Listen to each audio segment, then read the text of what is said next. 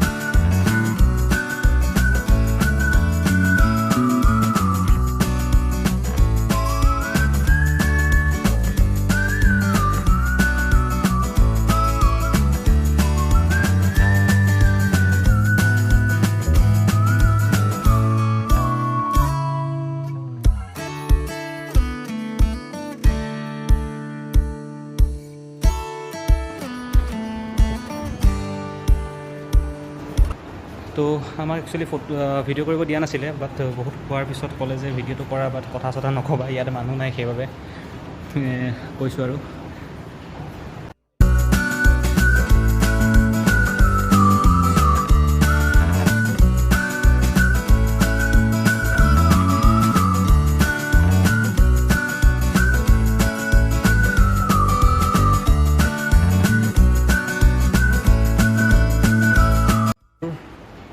দোলা হয় একচুৱেলি, এইবোৰ দোলাবোৰ সৰু হয় কাৰণ আগতে আপোনাৰ যেতিয়া পুৰণা দিনত একচুৱেলি যেতিয়া বিয়া হৈছিল বহুত কম বয়সতে বিয়া হৈছিলে, তো সেইবাবে দোলাবোৰ প্ৰায় সৰুৱে দেখা পোৱা যায়।